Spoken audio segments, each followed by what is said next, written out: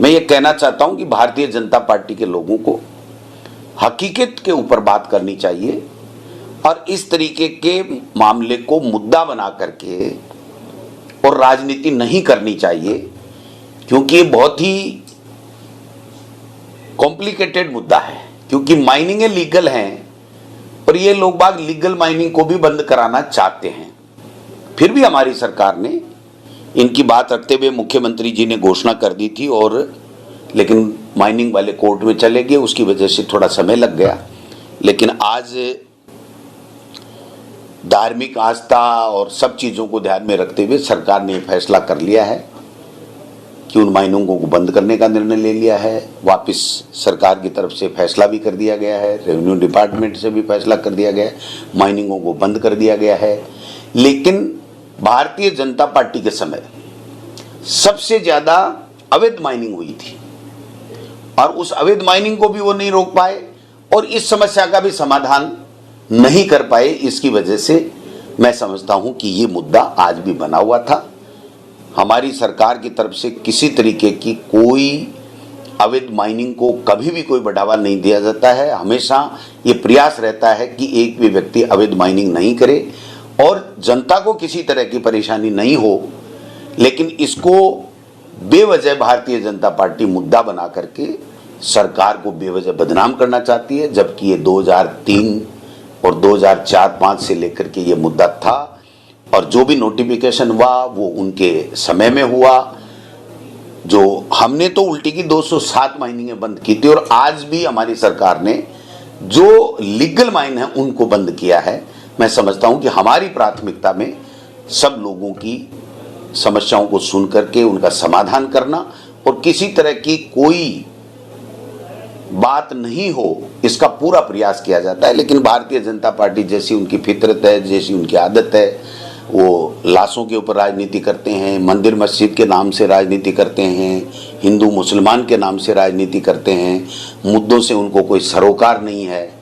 चाहिए हर सरकार का प्रयास रहता रहा है। हमारी सरकार का भी प्रयास रहा कि लोगों की समस्याओं का बराबर हम लोग समाधान करें। फिर भी कोई न कोई हादसा हो जाता है।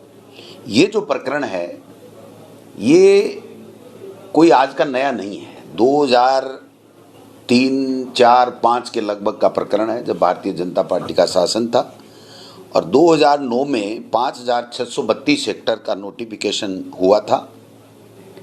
भारतीय जनता पार्टी के सरकार के समय भी काफ़ी आंदोलन हुए थे, लेकिन उन्होंने इस विवाद को निपटाने में कोई पहल नहीं की।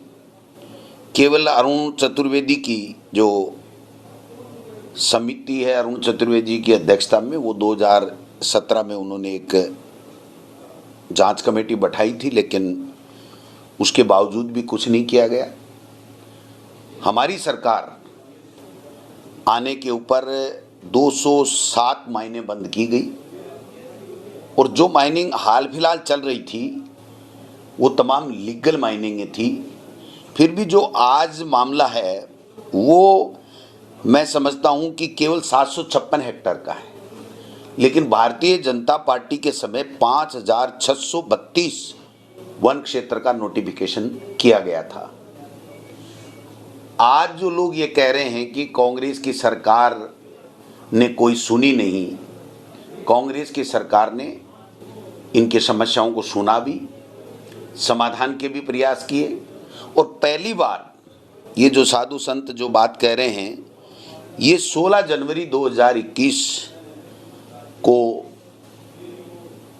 ये बात लेकर के आए थे।